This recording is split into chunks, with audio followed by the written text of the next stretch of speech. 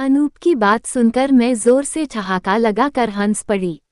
बड़ी मुश्किल से हंसी काबू में रखते हुए बोली, अनूप तुम ये क्या कह रहे हो? हनीमून और इस उम्र में?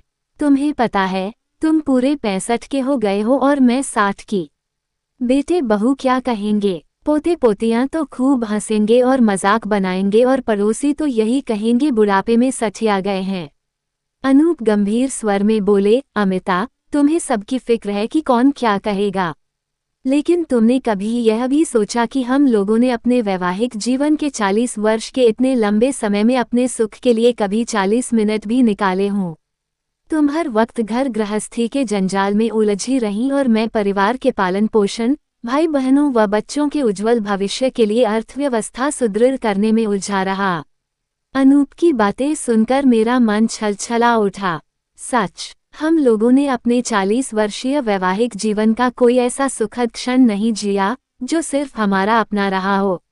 भरे मन से नम आंखों को मूंदा तो 40 वर्ष पुराना अतीत सजीव हो उठा। 16 साल पूरे होते ही अनूप से शादी हो गई।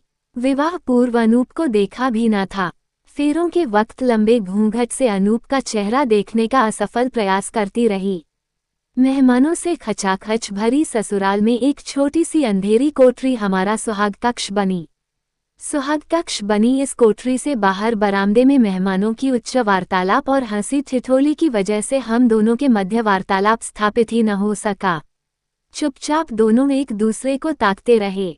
हमने इस भय से भी बातें नहीं की कि कहीं कोई सुन न ले। उस रात देह सुख तो दूर स्पर्श सुख का भी आनंद न ले सके हम। सुबह 4 बजे ही बड़ी बूढ़ियों ने अपनी ऊंची बातों के इशारे से संकेत दे दिया कि अच्छी बहुओं को सुबह जल्दी उठना चाहिए। दूसरे दिन से शुरू हुआ वैवाहिक जीवन का अध्याय, सास ससुर की सेवा, 3 देवर व 2 नंदों की जिम्मेदारी, घर गृहस्थी का संपूर्ण दायित्व, अपने बच्चों का पालन पोषण, फिर सभी के शादी ब्याह, तीज त्योहार, नाते रिश्तेदारी, इन्हीं सबको निभाते निभाते 40 वर्ष कब बीत गए पता ही न चला। मेरा कंधा झिंझोड़कर अनूप ने मुझे वापस वर्तमान में ला पटका। हंसकर बोले, हम अपना हनीमून आगरा में मनाएंगे, प्रेम के प्रतीक ताजमहल में हम भी अपने प्यार को जवां करेंगे। मुझे शरारत सूझी, मनाली में क्यों नहीं? क्या इस उम्र में हम लोग कुल्लू मनाली की हसीन वादियों में एक दूसरे की बाहों में बांधे डालकर अपना हनीमून नहीं मना सकते? इस उम्र में बर्फ से खेलने का आनंद हमारे यौवनकाल को पुनः जीवित कर देगा। मेरे कंधे पर प्यार से हाथ रखते हुए अनूप बोले, पहले मेरा भी वहीं जाने का इरादा था, लेकिन तुम अस्थमा की मरीज हो और मैं उच्च रक्तचाप का, अतः अपने स्वास्थ्य को ध्यान में रखते हुए हमारा वहां जाना उचित न होगा। आगरा पास ही है, मात्र 3 घंटे का सफर है। टैक्सी का प्रबंध करके आता हूँ, तुम चलने की तैयारी करो। मैं आगरा जाने की तैयारी एक नववधू की तरह करने लगी। अच्छी अच्छी सभी साड़ियाँ रख लीं, अपनी एक स्लीवलेस सिल्क की नाइटी भी रख ली। जी अनूप दिल्ली से काफी साल पहले लाए थे, शर्म की वजह से कभी पहनी ही न थी। अनूप ने टैक्सी का प्रबंध कर लिया। घर में जब सबको बताया गया तो वही हुआ जिसकी मुझे शंका थी। बड़े बेटे ने कहा, पापा इस उम्र में आपका और मम्मी का घूमना उचित नहीं है, कहीं तबीयत वगैरह बिगड़ गई तो। बहुएं हंस रही थीं। छोटी बहू बड़ी बहू से कह रही थी, दीदी मुझे तो लगता है मम्मी पापा को बुढ़ापे में जवानी का जोश पुनः आ गया है। नन्ही पोती दादाजी को नसीहतें दे रही थी, दादाजी दादी का हाथ पकड़कर चलना, कहीं दादी खो न जाएं। बहुओं की असीम कृपा से कॉलोनी भर में ये खबर जंगल की आग की तरह फैल गई कि बुढ़ापे में अनूप हनीमून मनाने जा रहे हैं। सभी के व्यंग्यबान हमारे अटल निर्णय को डगमगा ना पाए, लेकिन चलते समय फरमाइशी लिस्टों के ढेर लग गए। बहुओं ने अपनी मनपसंद चप्पलें व सैंडल मंगवाए तो बेटों ने जूते, पोते पोतियों ने आगरे का पेठा, पड़ोसियों ने संगमरमर के ताजमहल के शोपीस, पेठा व नमकीन मंगवाए। सुबह टैक्सी से आगरा के लिए रवाना हुए। 40 वर्षों में पहली बार हम दोनों अकेले यात्रा का आनंद ले रहे थे। ड्राइवर के ब्रेक लगाने के झटके से जब हमारे शरीर आपस में टकराते तो उस क्षणिक स्पर्श सुख से हमारे आनंद में दोगुनी वृद्धि हो जाती। 3 घंटे के सफर के बाद आगरा पहुंच गए। अनूप ने अपने बजट के अनुसार एक अच्छा होटल तलाश किया। कमरे में आकर थकान मिटाने के लिए चाय का ऑर्डर कर दिया। इस दौरान अनूप ने मुझे अपनी बाहों में भरकर चूम लिया। उस स्नेहित चुंबन से बुढ़ापे के शरीर में भी एक रोमांच हो उठा। लजाकर बड़ी अदा से बोली, छोड़ो भी, कोई देख लेगा। बाहों में समेटते हुए अनूप बोले, पगली यहाँ कौन देख लेगा। चाय पीकर अनूप बोले, तुम जल्दी से तैयार हो जाओ, आज पूरा दिन ताजमहल में गुजारेंगे।